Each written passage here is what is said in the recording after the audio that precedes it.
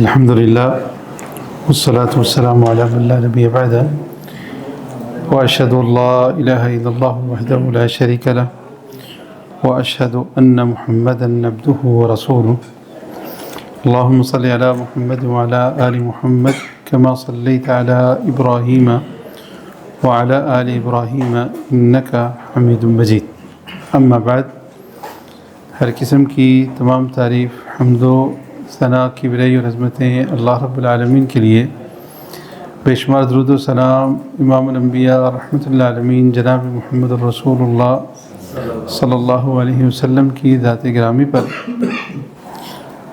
آج کی مجلس میں ہم رسول اللہ صلی اللہ علیہ وسلم کے فرامین کو جمع کرنے والے ایک مؤلف جو کہ امام بخاری کے نام سے معروف ہے، ان کے بارے میں اور ان کی کتاب کے بارے میں کچھ باتیں انشاءاللہ سنیں گے۔ تو آپ سب کی توجہ ہے میرے ساتھ؟ تو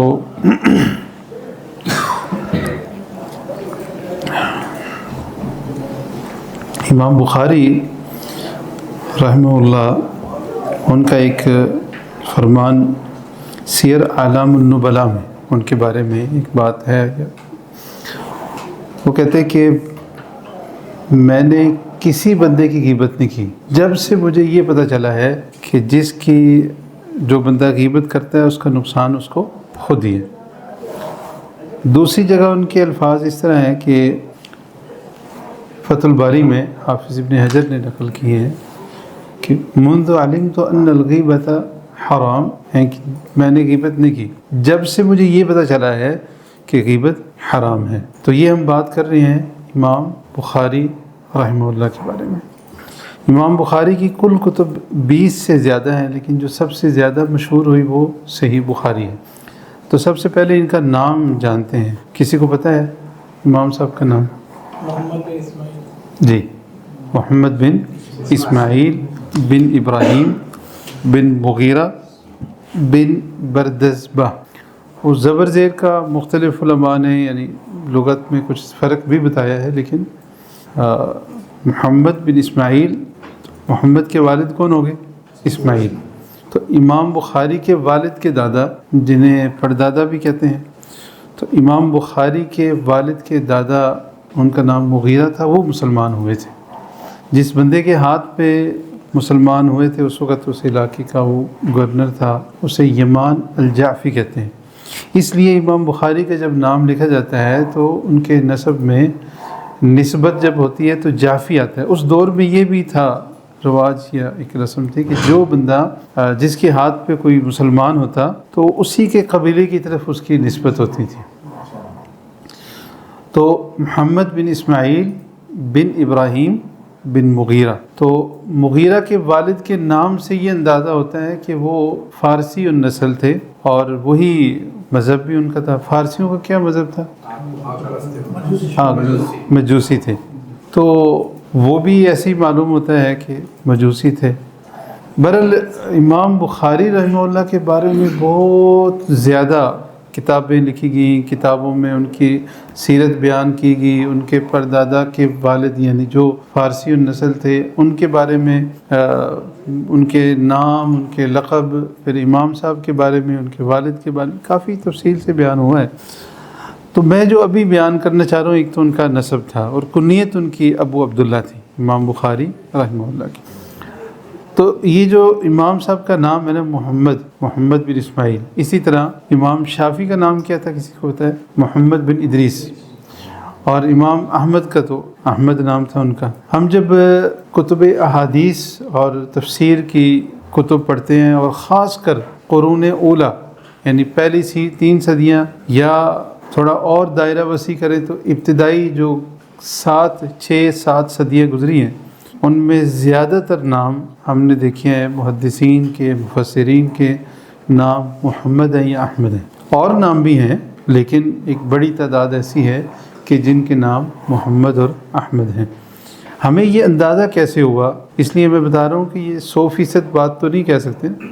جو کتابوں میں محدثین کے تذکرے ملتے ہیں، جیسے ایک بڑی کتاب سیر اعلام النبلاء ہے جو کہ ساتویں صدی ہجری میں 8ویں صدی ہجری میں لکھی گئی امام ذہبی کی کتاب ہے. اس کی جب ہم فہرست دیکھتے ہیں تو اس میں زیادہ نام ہمیں محدثین کے، مفسرین کے، علماء کے محمد اور احمد ملتے ہیں. تو بہت سارے جو ہے محدثین ان کے یہی نام تھے. ان میں سے ایک جن کے بارے میں آج ہم بات کر رہے ہیں وہ امام بخاری رحمہ اللہ ہیں. امام بخاری یہ بخارا میں پیدا ہوئے. بخارا کہاں پہ ہے؟ ازبکستان میں. اس دور میں یہ اس علاقے کا سب سے بڑا یہ شہر تھا، اور آج بھی معروف شہروں میں سے ہے. بخارا سمرقند اس کے قریب ہی ہے، کچھ کلومیٹر ہے. اور وہاں پہ ایک جگہ مشہور بھی ہے کہ یہ مقبرہ ہے امام بخاری کا، واللہ عالم. تو امام بخاری رحمہ اللہ ان کے مطلب بہت سارے واقعات بھی ہیں جو بیان کیے جاتے ہیں، آپ نے سنے بھی ہوں گے. میں بھی کچھ چیزیں بیان کروں گا، لیکن میں تھوڑا ترتیب سے چلوں گا انشاءاللہ. اور زیادہ بات ہم شاید ان کی جو کتاب ہے امام بخاری کی کتاب کے حوالے سے وہ باتیں سمجھیں گے جس سے ہمیں بھی علم کا شوق اور زیادہ ہو. تو سب سے پہلا جو پوائنٹ ہم نے ذکر کیا وہ یہ تھا کہ امام بخاری کا نام اور ان کی نسبت. امام بخاری کے والد کا نام کیا تھا؟ اسماعیل. اور امام بخاری کے جو والد ہیں ان کی کنیت ابو الحسن تھی. امام بخاری کو تو ابو عبداللہ کنیت ہے نا، تو ان کے والد کی کنیت ابو الحسن تھی. اور امام بخاری کے والد بھی بہت بڑے محدث تھے، بہت بڑے عالم بھی تھے، اور امام مالک رحمہ اللہ کے شاگردوں میں سے ایک تھے. اور انہوں نے بہت سارے اور بڑے بڑے اپنے وقت کے علماء سے علم حاصل کیا ہے. اور امام بخاری کے والد کے بارے میں ایک تو یہ ہے کہ یہ احمد بن حفص ایک اس وقت کے وہ بھی بہت بڑے عالم تھے جو 150 ہجری میں پیدا ہوئے. وہ کہتے ہیں کہ امام بخاری کے والد کی وفات کے وقت انہوں نے یہ کہا کہ میرے مال میں کوئی حرام یا مشکوک آمدن نہیں ہے، 1 درہم. دوسری جگہ پہ یہ بھی الفاظ ہیں کہ ان کے والد کہتے ہیں کہ میرے مال میں شبے والی کوئی 1 دینار یا درہم شبے والا بھی نہیں ہے.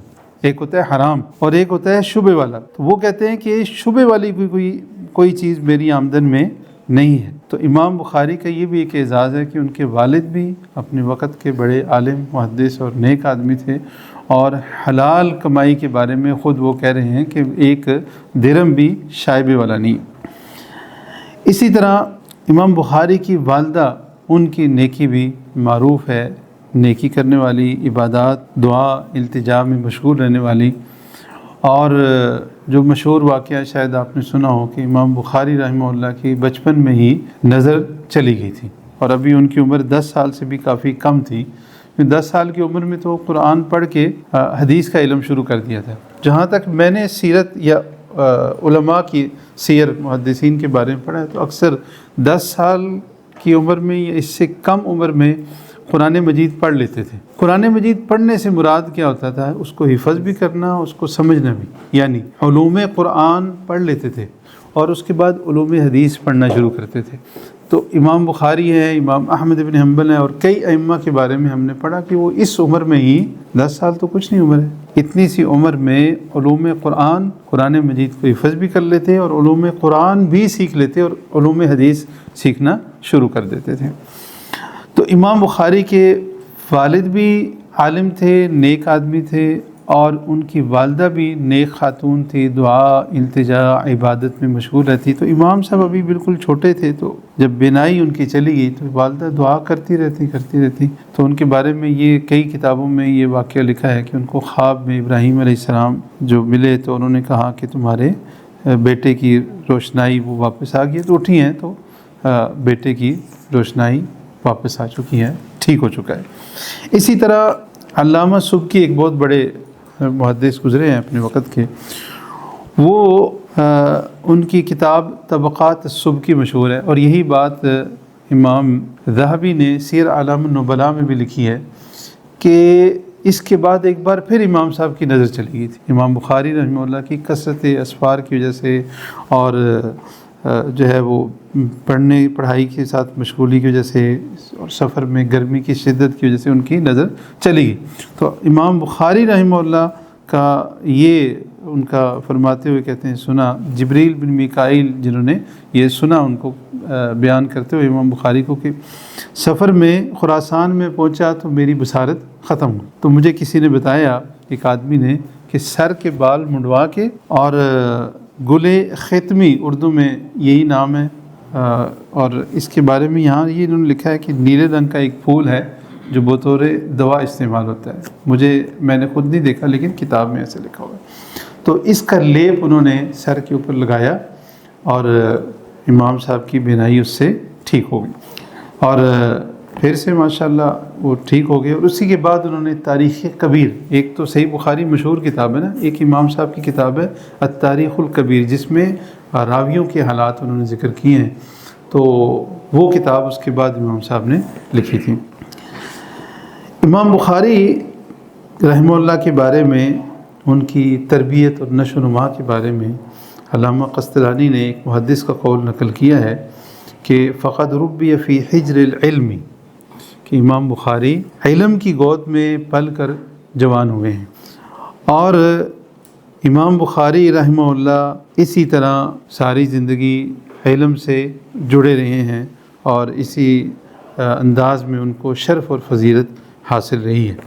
اور امام صاحب کے بارے میں واقعات تو پھر بہت سارے بیان ہوئے ہیں، ان میں سے ایک یہ ہے کہ امام بخاری رحمہ اللہ فرماتے ہیں، یہ تاریخ بغداد اور دیگر کتابوں میں واقعہ مذکور ہے، کہتے ہیں میں 10 سال کی عمر میں مکتب سے فارغ ہو کر علامہ داخلی جو کہ بخارا شہر کے معروف اور بڑے محدث تھے اس وقت، ان کے درس میں جانے لگا۔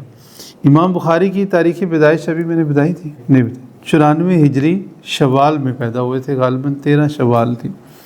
اس دور میں علم حدیث اور دینی علوم سیکھنے کا شوق اور ذوق اتنا زیادہ تھا کہ کئی حدیث کی مجالس میں طلبہ جو پڑھنے والے حدیث سننے والے ہوتے تھے ان کی تعداد ہزاروں میں ہوتی تھی۔ ایک جب ہم خود پڑھتے تھے تقریب بخاری میں، ہم نے مشائخ سے یہ بات سنی تھی، اب میں نے خود کہیں پڑھی نہیں ہے لیکن انشاءاللہ وہ صحیح ہوگی، کہ مولانا شمشاد سلفی بڑے مناظر گزرے ہیں ہمارے ہاں پاکستان میں، تو وہ بیان کرتے ہیں امام بخاری کے ایک اور استاد، ان کا نام بھی اسماعیل تھا، تو ان کی مجلس میں 40,000 کے قریب لوگ ہوتے تھے۔ وہ تعداد کیسے گنی؟ قلم اور دوات کم پڑ گئی نا، اور طلب کی گورنر سے، تو ہزاروں کی تعداد میں مجمع ہوتا تھا۔ اور خطیب بغدادی تو نام سنا ہوگا، تاریخ بغداد جنہوں نے لکھی، اور امام ابن الجوزی وہ بھی بہت بڑے خطیب تھے، اور بڑے یہ سب بڑے بڑے مؤلف گزرے ہیں، عالم کے ساتھ ساتھ بڑی کتابیں بھی لکھی ہیں۔ تو ان کے دروس میں بغداد میں مجمع کتنا بڑا ہوتا تھا؟ 1,00,000 کے قریب لوگ ہو جاتے تھے، اتنی بڑی تعداد میں لوگ دین کو سننے کے لیے جمع ہوتے تھے۔ شوق اور ذوق کی بات بھی ہوتی ہے۔ تو امام بخاری رحمہ اللہ کہتے ہیں کہ میں 10 سال کی عمر میں علامہ داخلی کے درس میں جانے لگا۔ ایک دن علامہ جو ان کے استاد ہیں انہوں نے دوران سبق ایک سند بیان کی، سفیان نے سند جو بیان کی وہ یہ تھی کہ سفیان نے ابو زبیر سے بیان کیا، اور ابو زبیر نے ابراہیم سے روایت کی۔ تو میں نے استاد صاحب سے عرض کیا کہ ابو زبیر تو ابراہیم سے روایت نہیں کرتے۔ دوبارہ سنتے ہیں، استاد نے سند بیان کی، سب کو پتہ ہے نا سند کیا ہوتی ہے، کہ سفیان وہ روایت کرتے ہیں ابو زبیر سے، اور ابو زبیر روایت کرتے ہیں ابراہیم سے۔ تو کہتے ہیں کہ میں نے استاد صاحب سے یہ کہا کہ ابو زبیر تو ابراہیم سے روایت نہیں کرتے، اس پر انہوں نے مجھے جھڑک دیا۔ اب میں نے استاد سے گزارش کی کہ آپ اپنی اصل کتاب میں دیکھ لیں، تو جب وہ اندر گئے اصل کتاب میں اسے دیکھا تو واپس کہتے ہیں کہ کیف ہوا یا غلام، غلام کہتے ہیں لڑکے کو، یعنی 10 سال سے اوپر کے جو ہوتے ہیں، تو کہتے ہیں کہ یہ کیسے ہوگی سند صحیح، جو تم نے بات کی ہے یہ صحیح کیسے ہوگی؟ تو پھر انہوں نے کہا کہ صحیح سند کیسے ہوگی؟ پھر اس دوبارہ پوچھا تو انہوں نے کہا کہ زبیر بن عدی وہ روایت کرتے ہیں ابراہیم سے بیان کرتے ہیں، ابو زبیر نہیں تھا، زبیر بن عدی تھا، اور پھر انہوں نے اسے صحیح کر لیا۔ امام بخاری سے پوچھا گیا کہ اس وقت آپ کی عمر کتنی تھی؟ تو وہ کہنے لگے میری اس وقت عمر 11 سال تھی۔ پھر مزید کہتے ہیں کہ میں 16 سال کی عمر میں امام عبداللہ بن مبارک اور امام وقی، یہ بھی بڑے اپنے وقت کے محدث گزرے ہیں، ان سب کی کتابیں حفظ کر چکا تھا. کتنی عمر میں؟ 16 سال کی عمر میں. اور مجھے اہل الرائے کے پورے ذخیرہ علم پر مکمل دسترس حاصل تھی. یہ کون کہہ رہے ہیں؟ امام بخاری خود کہہ رہے ہیں. کتنی عمر میں؟ 16 سال. پھر ایک جگہ مزید ہے سیر اعلام النبلاء میں کہ جب میں 18 برس کا تو میں نے قضایا صحابہ و تابعین و اقاویلہم کے نام سے ایک مفید مجموعہ تیار کرنا شروع کر دیا. کیا مطلب اس کا؟ قضایا کہتے ہیں فیصلے جو ہوتے ہیں. کیا کہتے ہیں انگلش میں؟ ججمنٹس. تو فیصلے جو صحابہ کے اور تابعین کے تھے اور ان کے جو اقوال تھے اس بارے میں جمع کرنا شروع کر دیا. تو امام بخاری رحمہ اللہ کو ایک فائدہ دیا حلال کمائی نے. حلال کمائی کا بہت زیادہ اثر ہوتا ہے بندے کے اپنے اوپر بھی اور اس کی اولاد کے اوپر بھی. اور پھر والدین کی نیکی، اس کا اثر بھی اولاد کے اوپر بہت زیادہ ہوتا ہے. بلکہ اگر یہ کہیں کہ یہ دونوں چیزیں بنیادی ہیں تو اس میں کوئی شک نہیں ہے. اور امام بخاری خود بھی کہتے ہیں کہ میرے والد کی آمدن میں 1 درہم بھی مشکوک آمدنی کا شامل نہیں تھا. اور ان کے والد جو ہے وہ بہت مالدار تھے، کپڑے کا کاروبار کرتے تھے. امام بخاری رحمہ اللہ خود بھی مزاربت کرتے تھے. مزاربت کیا ہوتا ہے؟ کسی کو پتہ ہے؟ انویسٹمنٹ، سائلنٹ پارٹنر کہتے ہیں نا آج کل. مزاربت یہ ہوتی ہے کہ پیسہ آپ کا ہے، کام دوسرا بندہ کر رہا ہے، اسے مزاربت کہتے ہیں. مشارکہ یہ ہوتا ہے کہ کام ساتھ مل کے کرتے ہیں، اس میں پیسہ بھی اور کام بھی سب اس میں شریک ہوتے ہیں. امام بخاری رحمہ اللہ کے علم کے بارے میں کچھ تو آپ نے باتیں سنی. اور ایک جو مشہور واقعہ ہے کہ بغداد میں جب آئے تو وہاں پہ ان کا امتحان لیا گیا. ان کی شہرت تو پہنچی ہوئی تھی تو وہ کچھ اسانید، بعض روایات میں ہے 10 اور بعض میں ہے کہ 100، ان کو مکس کر کے ان کے سامنے بیان کیا گیا. اور امام صاحب نے وہ جو صحیح تھی ان کو ترتیب کے ساتھ پہلے غلط بھی بتائیں اور پھر صحیح بھی بتائیں. تو یہ ان کا حافظہ تھا اور یہ بھی اللہ تعالیٰ کا بہت بڑا انعام ہوتا ہے. امام بخاری رحمہ اللہ نے شادی کی تھی. یعنی عام طور پہ مشہور یہی ہے کہ امام صاحب نے شادی نہیں کی تھی، لیکن بعض ایسی روایات ہیں جس میں امام بخاری رحمہ اللہ کے بیٹوں کا یا بیٹیوں کا ذکر ملتا ہے. اس سے یہ لگتا ہے کہ ان کی اولاد تھی، شادی بھی ہوئی اور ان کی اولاد بھی تھی. لیکن ہم دیکھتے ہیں کہ جو قرون اولیٰ کے مؤلفین ہیں یا جو حالات جمع کرتے ہیں تو اس میں جب سوانح ذکر کرتے ہیں تو بیوی بچوں کا اولاد کا ذکر کم ہوتا ہے. آج کل تو پہلے یہی پوچھتے ہیں نا کوئی معروف، خاص کر جو علم سے جڑے ہیں.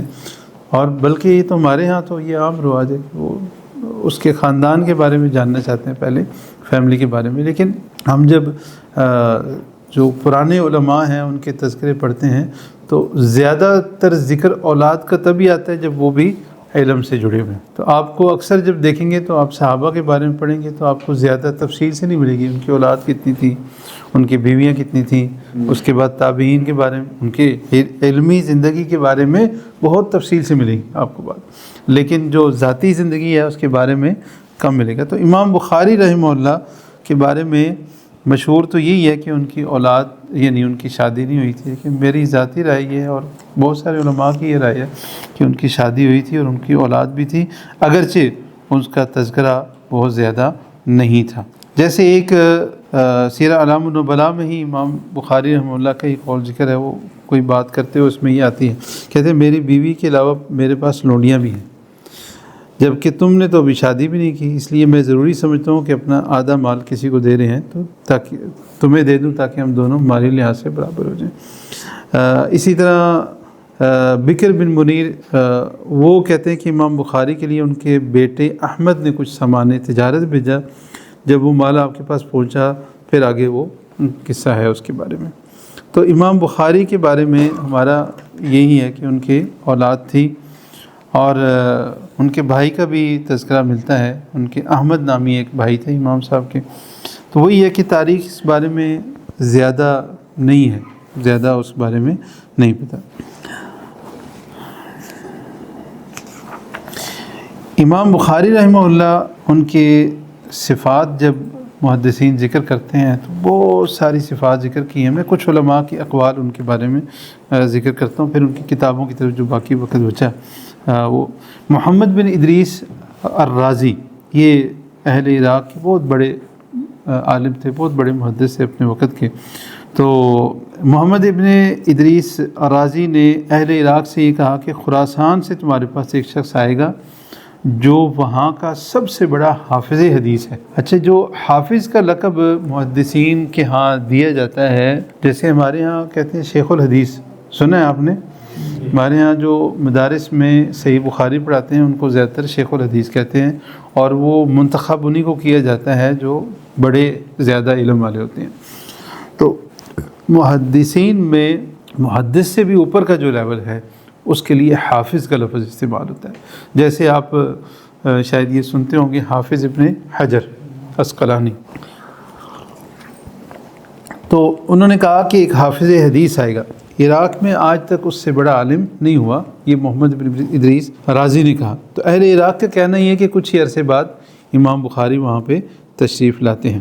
اسی طرح حافظ ابو العباس فضل بن عباس، جو کہ فضل الرازی کے نام سے مشہور تھے، ان سے پوچھا گیا کہ محمد بن اسماعیل اور امام ابو زرع الرازی ان میں سے کون زیادہ قوت حافظہ کا مالک ہے؟ تو انہوں نے جواب دیا کہ ایک دفعہ حلوان، یہ ایک جگہ کا نام ہے جو عراق بغداد کے پاس کہیں تھا اس دور میں، تو کہتے ہیں کہ حلوان اور بغداد کے درمیان امام بخاری سے میری ملاقات ہوئی۔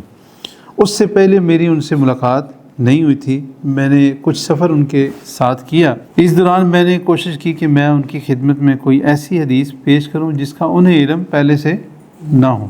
جو بیان کر رہے ہیں یہ بھی بڑے محدث تھے، تو کہتے ہیں کہ ایسا نہیں ہوا، ایسا نہیں ہو سکا کہ میں کوئی ایسی حدیث پیش کروں اور انہیں پہلے پتہ نہ ہو۔ اور امام بخاری کے برعکس امام ابو زرع کے سامنے تو میں نے بہت زیادہ احادیث، ان کے الفاظ یہ تھے کہ ان کے سر کے بالوں کے برابر، یعنی بہت ساری احادیث بیان کر سکتا ہوں جو وہ اس سے پہلے نہیں پڑھ سکے۔ یعنی دونوں کا فرق بتا رہے ہیں۔ ابو زرع الرازی بھی بہت بڑے محدث تھے، بہت بڑے عالم تھے، تو دونوں کا فرق بتا رہے ہیں کہ امام بخاری رحمہ اللہ ان سے بڑے حافظ تھے۔ اسی طرح امام ابن خزیمہ محمد بن اسحاق خزیمہ، ان کا نام بھی محمد تھا، تو وہ فرماتے ہیں کہ محمد بن اسماعیل سے زیادہ حدیث کو جاننے والا آسمان کے نیچے کوئی نہیں ہے۔ امام ترمذی رحمہ اللہ یہ بھی مشہور ہیں، سنا ہے نام آپ نے؟ معروف ہے نا، ان کی ایک کتاب بھی ہے صحیح مسلم، انہوں نے لکھی ہے جی، سنن ترمذی لکھی انہوں نے، یہ جامع ترمذی۔ تو امام ترمذی رحمہ اللہ فرماتے ہیں کہ علم الحدیث تواریخ یہاں پہ جو اردو والی تاریخ ہے وہ نہیں، یہاں پہ رجال یا روات کے حالات جن میں ہوتے ہیں، تواریخ اور اسانید کے بارے میں محمد ابن اسماعیل سے زیادہ معلومات رکھنے والا میں نے کوئی نہیں دیکھا۔ امام مسلم رحمہ اللہ فرماتے ہیں اشہد انہ لیس فی الدنیا مثلک، کہ میں گواہی دیتا ہوں کہ دنیا میں آپ جیسا کوئی محدث نہیں ہے۔ اسی طرح اور بہت سارے محدثین نے امام بخاری رحمہ اللہ کے بارے میں ان کے تعریف کی ہے، ان کا مقام بیان کیا ہے۔ امام دارمی رحمہ اللہ کے بہت سارے اقوال ملتے ہیں، ایک یہ ہے کہ وہ کہتے ہیں کہ میں نے حجاز، امام دارمی کی بھی کتاب ہے سنن دارمی، کہتے ہیں کہ میں نے حجاز، شام اور عراق کے علماء کو دیکھا ہے، لیکن محمد بن اسماعیل سے زیادہ عالم حدیث میں نے کسی کو نہیں پایا۔ تو امام بخاری رحمہ اللہ کے بارے میں وہی بات ہے کہ بہت سارے واقعات ہیں، ان کے بہت سارے شاگرد ہیں، مستجاب الدعوات تھے، آخری عمر میں بہت زیادہ ان کو پریشانی بھی آئی، ابتلا بھی آئی، کچھ حاسد ہو جاتے ہیں نا، تو ان کے بھی کچھ، امام صاحب کے بھی کچھ حاسد تھے، انہوں نے گورنر کے کان بھرنے، اب وہ پھر لمبی بات ہے کہ وہ کیسے یا کیا کیا انہوں نے الزام لگائے، تو یہاں تک کہ امام صاحب کو مجبور ہو کے اپنے علاقے سے نکلنا پڑ گیا۔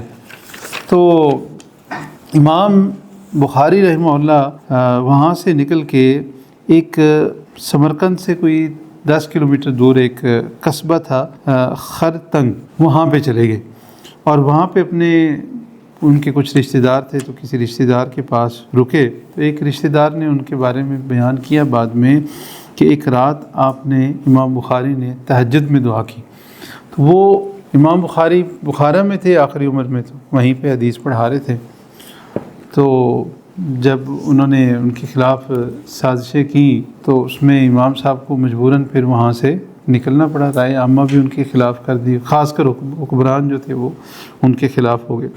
تو ان حالات میں مطلب ایک یہ تفصیلی وہ ہے واقعات۔ امام صاحب دعا کرتے ہیں تہجد میں، اللہم انہ قد ضاقت علی الارض، اے اللہ زمین میرے اوپر تنگ ہو چکی ہے، بما رحبت اپنی وسعت کے باوجود، فاقبضنی الیک، اے اللہ مجھے تو اپنے پاس بلا لے۔ تو وہ رشتہ دار بیان کرتا ہے کہ 1 مہینے کے اندر اندر امام صاحب فوت ہو گئے۔ تو 1 مہینے سے پہلے ان کی وفات ہو گئی۔ اس کے دوران یعنی وفات سے پہلے یہاں پہ سمرقند سے بھی لوگ آئے، بہرحال یہیں پہ امام صاحب کی وفات ہوئی۔ پھر لوگوں نے چاہا کہ میت دوسری جگہ لے کے جائیں، ان کو دفن کیا جائے، لیکن ان کے ساتھیوں کا اصرار یہی تھا کہ وہیں پہ تدفین کی جائے۔ شاید ان کی وصیت بھی ہو، بہرحال ان کی وہیں پہ تدفین ہوئی امام صاحب کی۔ اور یہ ان کی وفات ہوئی 253 ہجری میں، مہینہ کون سا تھا؟ 256 ہجری میں، اور عید الفطر کی رات امام صاحب کی وفات ہوتی ہے۔ 94 میں پیدا ہوئے تھے، اور عمر کتنے ہوگی؟ نہیں وہ سوری 194 194 میں پیدا ہوئے، اور 256 ہجری میں وفات ہوئی، عید الفطر کی رات تھی، 62 سال آپ کی عمر تھی۔ اچھا، امام بخاری رحمہ اللہ کی جو مشہور کتاب ہے اس کے بارے میں کچھ جو چند منٹ ہیں اس میں بات کرتے ہیں۔ صحیح بخاری کا نام کسی ساتھی کو پتہ ہے؟ جی، حدیث کی کتاب ہے صحیح بخاری، یہ تو کہہ دینا صحیح بخاری اس کا نام۔ تو مشہور تو صحیح بخاری ہے، اس کا جو امام صاحب نے نام رکھا تھا وہ تھا الجامع المسند الصحیح المختصر۔ جامع کا مطلب ہے جس میں سارے جو ہے وہ ابواب اس کے ایمانیات کے اور احکام کے سب چیزیں جمع ہو جائیں، ایک اس کا یہ مطلب۔ مسند جس کی سند بھی ہو، صحیح اس میں امام صاحب نے التزام کیا کہ صحیح احادیث لے کے آئیں۔ المختصر وہ اردو میں بھی مختصر ہی کہتے ہیں، من امور رسول اللہ صلی اللہ علیہ وسلم و سننہ و ایامہ، یعنی نبی علیہ السلام کے طریقے، آپ کی سنتیں اور آپ کے شب و روز کے جو بھی معمولات تھے وہ سارے جمع کرنے۔ تو یہ صحیح بخاری کا نام تھا۔ اور صحیح بخاری کتاب، صحیح بخاری میں آگے جو باب ہیں، کتابیں ہیں، یعنی عربی میں جو خاص کر حدیث کی کتابیں ہیں یا احکام و مسائل کی کتابیں ہیں، تو کتاب کے اندر جو سب سے بڑا چیپٹر ہوتا ہے، یا کہہ لیں کہ ذیلی عنوان جو ہوتا ہے، کیا کہتے ہیں، یونٹ بھی کہتے ہیں شاید، سب سے پہلی جو تقسیم ہوتی ہے کتابوں میں یونٹ، پھر اس کے بعد آگے سبق وغیرہ ہوتا ہے۔ تو نہیں، فہرست نہیں، باب، جسے ہم باب شاید اردو میں کہتے ہیں، تو اس میں آگے کتاب ہی ہوتی ہے۔ پہلی تقسیم کتاب کے اندر جو تقسیم ہے، جیسے قرآن مجید میں سورہ ہے، 114 صورتیں ہیں، تو صحیح بخاری میں سب سے پہلے تقسیم جو ملے گی وہ کتاب کی ملے گی، یعنی ایمان کے عنوان سے جو حدیثیں جمع کی ہیں کتاب الایمان ہوگی۔ تو صحیح بخاری کے اندر پھر یہ جو کتابیں ہیں یہ 90 سے زائد ہیں، اور پھر ہر کتاب میں پھر اس میں ابواب ہیں مختلف، جیسے ضرورت ہوئی ویسے امام صاحب نے ابواب باندھے۔ اور امام صاحب نے یہ کتاب لکھنے کے بعد اس وقت کے علماء کے سامنے پیش کی، اور بہت سارے علماء کے اقوال اس بارے میں موجود ہیں۔ اور امام صاحب کا یہ قول بھی معروف ہے کہ امام صاحب کہتے ہیں کہ ما وضعت فی کتاب الصحیح، اپنی اس کتاب میں میں نے کوئی حدیث نہیں لکھی، الا اغتسلت قبل ذلک وصلیت رکعتین، مگر اس سے پہلے میں نے غسل کیا اور 2 رکعتیں پڑھی، پھر وہ حدیث اس میں لکھی۔ تو یہ امام صاحب کا قول ہے، اسے استخارہ بھی کہہ سکتے ہیں اور کچھ بھی کہیں، بہرحال ہر حدیث لکھنے سے پہلے امام صاحب نے یہ عمل کیا ہے۔ اور اس وقت کے علماء نے اس کی بہت زیادہ تعریف کی ہے۔ امام صاحب کا اصل مقصد یہ تھا کہ اس میں صحیح احادیث کو جمع کریں، اور سبب تالیف امام صاحب جو خود بتاتے ہیں وہ یہ ہے کہ امام صاحب کے استاد تھے محمد بن اسحاق، آگے ان کا لقب یا کہہ لیں کہ نسبت راہویہ یا راہوے، دونوں ان کے وہ اعراب اس کے دونوں طرح بولا جاتا ہے ان کو۔ تو محمد بن اسحاق جو ان کے استاد تھے، انہوں نے یہ خواہش کی اظہار کیا تھا کہ کوئی بندہ جو ہے صحیح احادیث ساری وہ ایک بڑا مجموعہ صحیح احادیث کا جمع کرے۔ تو امام صاحب نے کہا کہ وہ اس خواہش کو سامنے رکھ کے پھر میں نے یہ کیا ہے۔ تو ان کے استاد جو ہیں ان کی بھی ایک کتاب ہے حدیث کی، پوری تو موجود نہیں ہے، اس کا ایک حصہ اتنا سا، یعنی جتنی موٹی یہ کتاب ہے اتنا وہ چھپی ہوئی ہے وہ کتاب، وہ میرے پاس ہے۔ تو یہ سبب تالیف تھا۔ اب میرے پاس defined by a discontinuity or disjunction from other. یہ پہلی بار اچھا 5-7 منٹ رہ گئے جی ہمارے پاس، تو جی امام صاحب کے حاسدین میں سے حاسدین میں سے ہے۔ تو اس انتہائی محنت سے اور عرق ریزی سے امام صاحب نے یہ کتاب لکھی ہے اور احادیث جمع کی ہیں۔ اچھا ایک اور جو بات مشہور ہے کہ 6-7 لاکھ احادیث میں سے یہ احادیث منتخب کی ہے، تو محدثین کے ہاں حدیث سے مراد ایک حدیث جو شمار ہوتی ہے، ایک سند ایک حدیث شمار ہوتی ہے، جیسے انما الاعمال مشہور حدیث ہے۔ اگر ان الفاظ تک پہنچنے کے لیے 3-4 سندیں ہیں تو وہ ساری اسانید ایک ایک حدیث شمار ہوتی ہے۔ اس طرح لاکھوں اسانید میں سے امام بخاری نے یہ اسانید کے حساب سے جو تعداد ہے وہ 7 لاکھ یا جتنی بھی تعداد بنتی ہے، اس میں سے صحیح بخاری میں احادیث جمع کی۔ کتنی حدیثیں جمع کی امام بخاری نے؟ ہاں جی 7593 تقریباً۔ اچھا چلیں 7,500 کر لیں۔ صحیح مسلم کی شاید 564 ہے اور صحیح بخاری کی تھوڑی زیادہ ہے، بہرحال جتنی بھی ہے کوئی مسئلہ نہیں، 10-20 کا کوئی مسئلہ نہیں۔ تو یہ 7,500 احادیث امام بخاری نے اپنی زندگی میں 90,000 لوگوں کو پڑھائی ہیں۔ یہ امام بخاری کی کتابوں میں سے ایک کتاب ہے، اور بھی کتابیں ہیں۔ اور پھر صحیح بخاری کے اوپر جو مختلف رحمۃ اللہ جو مختلف کام ہوئے ہیں، یعنی اس کا اختصار کیا کسی نے، جیسے آج کل وہ دارالاسلام میں مختصر صحیح بخاری اردو میں چھپی ہوئی ہے 2 جلدوں میں، یا اس کے اوپر کوئی شرح لکھی ہے یا تعلیق لکھی ہے یا کوئی اور کام کیا ہے، یعنی صحیح بخاری سے متعلقہ جتنی بھی کتابیں لکھی گئی ہیں ان میں سے جو میرے پاس اس کتاب میں لسٹ ہے وہ 230 ہیں۔ صحیح بخاری کے اوپر جو کام کیا ہے مختلف علماء نے وہ 230 ہیں۔ اب وہ 230 جن علماء نے یہ کتابیں لکھی ہیں انہوں نے صحیح بخاری کو کتنی بار پڑھا ہوگا، خود کتنی گہرائی سے پڑھا ہوگا۔ پھر 90,000 تو امام بخاری سے پڑھنے والے لوگ ہیں۔ جب اللہ تعالیٰ کسی کی نیکی کو قبول کرتا ہے تبھی اس کی قبولیت لوگوں میں رکھ دیتا ہے نا، اس کا انتشار ہوتا ہے، پھیل جاتی ہے۔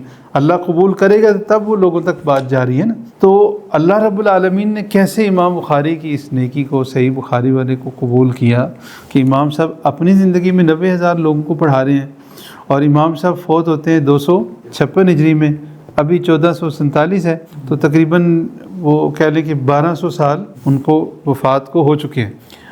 اور کوئی زمانہ ایسا گزرا نہیں ہے کہ جب صحیح بخاری پڑھی نہ جاتی ہوں، پڑھائی نہ جاتی ہوں۔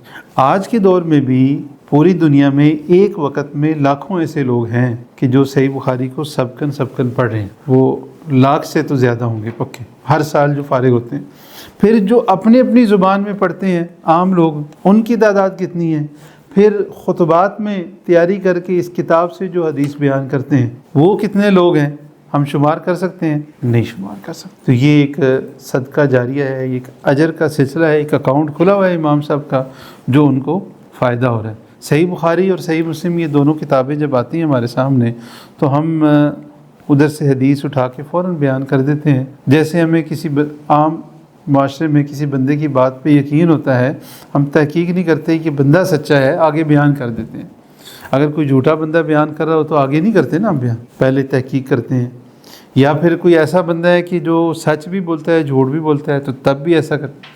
اب صحیح بخاری اور مسلم ایسی کتابیں ہیں کہ جن میں ساری حدیثیں صحیح ہیں، اور امت کا اجماع ہے اس پہ کہ اس میں سے کوئی بھی حدیث لے کے بیان کر سکتا ہے۔ یہاں پہ ایک مسئلہ یہ بھی سمجھنا چاہیے ہمیں کہ صحیح بخاری میں حدیثیں ہیں 7,500، صحیح مسلم میں بھی 7,500 ہیں، کتنی ہوگی؟ اب کوئی بندہ یہ کہے جی کہ ہمارا تو علم تک رسائی نہیں ہے، کہہ سکتا ہے کوئی؟ نہیں کہہ سکتا. آپ کو اردو میں ترجمہ ملتا ہے صحیح بخاری مسلم کا، ہندی میں ملتا ہے، انگلش میں ملتا ہے، میرے خیال میں بنگلہ میں بھی ہے، اکثر زبانوں میں ترجمہ ہو چکا ہے کتابوں. ایک بار میں خریدنے گیا، طالب علم تھے جب، کتاب لینے گیا تو مجھے یاد نہیں وہ صحیح بخاری تھی یا صحیح مسلم تھی یا کتب ستہ میں سے کوئی کتاب تھی. تو میں نے وہ جب کتاب لینے لگا تو وہ دوسرے مکتبہ فکر کے تھے جن کا مکتبہ تھا، تو میں نے کہا یہ کتاب چاہیے. تو کہتے ہیں کہ یہ ترجمہ فلاں لوگوں کا ہے. تو میں نے کہا ٹھیک ہے آپ دوسروں کا دے دیں. تو کہنے لگے اور تو کوئی ہے ہی نہیں. تو اس حد تک تعصب معاشرے میں موجود ہے، اس کے باوجود بھی امام بخاری سے اور اس کے ترجمے سے بھی. تو بہرحال وہ تو ایک ویسے ضمناً بات آ گئی ہے. اللہ رب العالمین نے دیکھیں کتنا اجر کا ذریعہ بنایا ہے امام بخاری رحمہ اللہ کے لیے کہ آج 1200 سال گزر چکے ہیں ان کی وفات کو، اور ہم یہاں پہ بیٹھ کے ان کا تذکرہ کر رہے ہیں.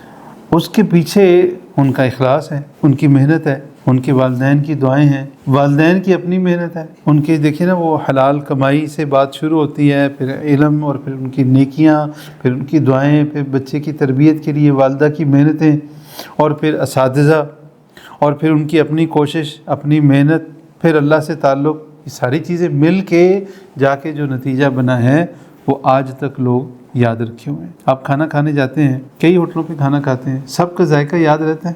نہیں یاد رہتا.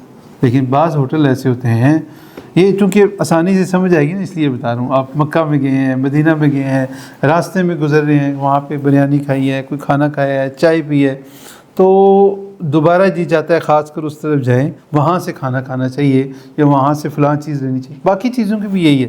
وجہ کیا ہوتی ہے؟ وہ ذائقہ بھی کوئی وجہ ہوتی ہے تبھی بنتا ہے. اب مرچیں ہی زیادہ ڈال دیں تو ذائقہ تو خراب ہو گیا. آپ بے شک باقی ساری چیزیں ڈالیں تو اس کی کوالٹی بھی ایسے تو نہیں بنتی نا. کھانے میں 12-14 چیزیں ڈلتی ہیں، اس کا کوالٹی یعنی چیزیں خالص ہوں، پھر ان کی کوانٹٹی کتنی ہو، وہی چیز تو ذائقہ بنتا ہے. کئی ایسی دکانیں ہیں جن کے ذائقے مشہور ہوتے ہیں، لوگ جاتے ہیں وہیں پہ کھانے. انہوں نے کوئی جو ہے نا بیچ میں سونا چاندی تو ڈالا نہیں ہوتا، وہی مثالیں ہوتے ہیں، اس کا تناسب، اس کی کوانٹٹی ہوتی ہے وہ ساری چیزیں. تو اخلاص بہت بڑی چیز ہے. امام بخاری رحمہ اللہ کا یہ جو عمل ہے، اللہ رب العالمین نے اس کو قبول اتنا بخشا ہے کہ آج کے دور میں بھی مجھے لگتا ہے کہ امام بخاری کی جو صرف کتاب صحیح بخاری ہے وہی لاکھوں کی تعداد میں، مطلب ملینز میں ہوگی، مختلف زبانوں میں تراجم ملا کے، جو آج کے دور میں بھی چھپ رہی ہے اور لوگ خرید رہے ہیں، پڑھ رہے ہیں، فائدہ اٹھا رہے ہیں. عام لوگوں کی جو طلبہ ہے جو مدارس میں پڑھتے ہیں. اگر ہم برِ صغیر میں جاتے ہیں، برِ صغیر میں ماضی قریب میں، بس یہ 2-3 منٹ سے، ماضی قریب میں سید نذیر حسین دہلوی گزرے ہیں رحمہ اللہ. ان کی شہرت جو یہ کس وجہ سے ہوئی ہے؟ علم حدیث کی وجہ سے. اور علم حدیث میں بھی مین کتاب تو صحیح بخاری اور مسلم ہے. سید نذیر حسین دہلوی یہ دہلی کے رہنے والے نہیں تھے، اصل میں یہ تھے بہار کے رہنے والے. بہار سے نکلے ہیں. تو شاہ اسماعیل شہید رحمہ اللہ وہ گزرے تھے شاید حج کے سفر میں یا کسی دعوتی سفر میں تھے، تو اس درس میں شریک ہوئے اور وہاں سے پھر جو ہے وہ ان کا شوق ہوا دین کا علم حاصل کرنے کا. پھر دہلی چلے گئے اور پھر دین کا علم حاصل کیا اور حدیث پڑھی ہے اور آگے پڑھانا شروع کر دیا. برِ صغیر میں اس وقت جتنے بھی مکاتب فکر کے عالم ہیں سب کے پاس سند کون سی ہے؟ اس میں سید نذیر حسین دہلوی کا نام آتا ہے. اب جا کے جب یہ دوسرے ملکوں میں آنا جانا شروع ہوا ہے، یا جیسے سعودیہ میں لوگ آ کے پڑھتے ہیں، تو یہاں سے بھی سند حاصل کرنا شروع کر دیا کہ ہمارے یہاں جتنے بھی عالم بنتے ہیں کسی بھی مکتبہ فکر، جو مشہور مکتبہ فکر ہیں، اہل حدیث ہیں، دیوبندی ہیں، بریلوی حضرات ہیں، سب کے پاس سند وہی ہے، سید نذیر حسین دہلوی. اب صرف برِ صغیر کے آپ علماء دیکھ لیں کتنے ہیں، اور سب نے صحیح بخاری جو پڑھی ہے تو سید نذیر حسین دہلوی تک سند جاتی ہے. اب یہ تعداد گنے کتنے لوگوں نے کتنی حدیثیں پڑھی ہیں، پڑھائی ہیں، نہیں سوچ سکتے. اب میرے جو استاد ہیں جن سے میں نے صحیح بخاری پڑھی ہے، تو انہوں نے جو دینی تعلیم جو پڑھاتے رہے ہیں وہ تو 50 سال بنتے ہیں، لیکن صحیح بخاری بھی کم از کم جو مجھے پتا ہے 30-40 سال تو پڑھائی ہے انہوں نے. اور ایک سال میں 30-40 لوگ کم از کم پڑھتے ہیں، زیادہ ہوتے ہیں لیکن 30 بھی لگائیں اگر ایک سال میں ہو تو 10 سال میں کتنے لوگ ہو گئے؟ 300. اور پھر 300 یہ تو 10 سال کے ہو گئے، 1000 کے قریب تو یہ بن جاتے ہیں. یہ بہت محدود اندازہ ہے. اور ان کے شاگرد جو میرے استاد کے جو شاگرد جو باقاعدہ صحیح بخاری آگے پڑھا رہے ہیں وہ بھی کئی سو ہیں. پھر جو میرے استاد ہیں ان کے جو استاد جو معروف ہیں برِ صغیر میں پاکستان میں حافظ محمد گوندلوی تھے رحمہ اللہ. تو حافظ محمد گوندلوی رحمہ اللہ کے جو شاگرد ہیں ان کی تعداد بھی ہزاروں میں ہے. پھر حافظ محمد گوندلوی نے جن سے پڑھا تھا وہ حافظ عبد المنان وزیر آبادی تھے، نابینا تھے وہ بھی.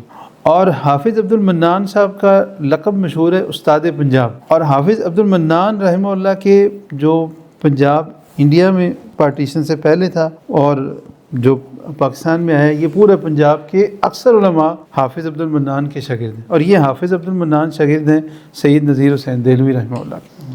اب دیکھیں کہ ہم یہ تعداد گن نہیں سکتے کتنے لوگوں نے صحیح بخاری یہ ماضی قریب میں یعنی پچھلے 200 نہیں 100-150 سال میں جن لوگوں نے یہ کتاب پڑھی ہے اور پڑھائی ہے، ہم ان کو گن نہیں سکتے.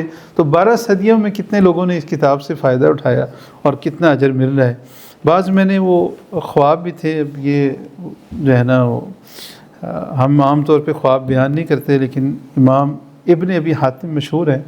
انہوں نے کہا کہ میں نے خواب میں رسول اللہ صلی اللہ علیہ وسلم کی زیارت کی اور آپ کے پیچھے امام بخاری تھے جو ان کے قدم کے اوپر قدم کے نشان پہ قدم رکھ رہے تھے. اس سے علماء نے محدثین نے یہ اخذ کیا کہ امام بخاری کو اللہ رب العالمین نے حدیث کی خدمت کی وجہ سے بڑا مقام عطا کیا ہے. تو اس طرح کے اور بھی کئی کتابوں میں وہ چیزیں موجود ہیں. ہم خواب اس لیے زیادہ تر بیان نہیں کرتے، اگرچہ ہمیں بعض جگہوں پہ ہوتا ہے کہ یہ صحیح بھی ہے. جو بیان کرنے والے ہیں وہ سچے لوگ ہیں. سچے لوگ ہی خواب اپنا بیان کرتے ہیں تبھی وہ سچا ہوتا ہے. ہر بندے کا خواب سچا نہیں کہا جا سکتا. تو خواب اس لیے عام بیان نہیں کرتے کیونکہ ہمارے معاشرے میں پورا دین کی بنیاد خوابوں پہ اور اس سے جو ہے نا رسومات اور غیر ضروری چیزیں، میں سخت لفظ نہیں بولنا چاہتا، وہ ہمارے معاشرے میں رائج ہیں. بہرحال امام بخاری رحمہ اللہ کو اللہ تعالیٰ نے بہت بڑا مقام عطا کیا ہے. ایک آخری پوائنٹ یہ بھی ہے کہ آپ دیکھیں ان کی وفات کیسے ہوئی، مشکل حالات میں. تو مشکلات آتی رہتی ہیں. ہم بعض اوقات دین سیکھنے سکھانے میں کوئی مشکل آتی ہے نا تو ہم لوگ سوچتے ہیں کہ ایسا کیوں ہو گیا، یہ ہو گیا، وہ ہو گیا، ایسا ہو گیا، بھئی یہ تو دین کا کام کرنے والے ہیں، ان کے ساتھ ایسا کیوں ہوا. امام بخاری رحمہ اللہ اتنی خدمات اس بندے کی اور اس حالت میں موت ہوئی ہے کہ اللہ سے دعا کر رہے ہیں. وہ پورے ہم قصے بیان کریں نا تو پھر آپ کو صحیح اندازہ ہو. صحیح اندازہ پھر بھی نہیں ہو سکتا. کہہ رہے ہیں اللہ زمین تنگ ہو گئی ہے وسعت کے باوجود، 60 سال سے اوپر عمر ہو چکی ہے. تو مشکلات تو سب کے ساتھ آتی ہیں. کبھی بھی مشکلات میں پریشان نہیں ہونا چاہیے اور یہ نہیں سوچنا چاہیے کہ مشکل آ گئی ہے تو کیوں آئی ہے. یہ بعض اوقات ہم اہل علم کو اپنے اساتذہ کو دیکھتے ہیں یا ہمارے اوپر بھی کبھی کوئی پریشانی آتی ہے، ساتھی کہتے ہیں جی بھئی آپ تو یہ کام کر رہے ہیں، پریشانی کیوں آئی. تو دنیا کی پریشانیاں تو ساتھ ساتھ ہیں نا، اور آتی ہیں. صحابہ پہ آئی ہیں، نبی علیہ السلام پہ آئی ہیں، تابعین پہ، محدثین پہ، سب پہ آئی ہیں. تو اس کا یہ مطلب نہیں ہے کہ جو آپ کام کر رہے ہیں وہ غلط ہے. یہ تو فرض ہے، اس کو تو کرنا ہے. اور اس راستے میں مشکلات آتی ہیں، یہ تو اس راستے کا حصہ ہے. اللہ رب العالمین سے دعا ہے جو میں نے کہا اور آپ نے سنا، اللہ تعالیٰ مجھے آپ کو عمل کی توفیق عطا فرمائے. اللہ تعالیٰ ہمیں ان محدثین کے راستے پہ چلنے کی توفیق عطا فرمائے. ان کے علم سے جو انہوں نے صدقہ جاریہ چھوڑا، اللہ تعالیٰ اس سے ہمیں فائدہ اٹھانے کی توفیق عطا فرمائے. اللہ ہمیں توفیق دے کہ ہم خود جتنا بھی علم حاصل کر چکے ہیں، ہمارے بچے ہم سے بھی زیادہ دین کا علم حاصل کریں اور اس کی خدمت کریں. ربنا تقبل منا انک انت السمیع العلیم وتب علینا انک انت التواب الرحیم. السلام علیکم ورحمۃ اللہ.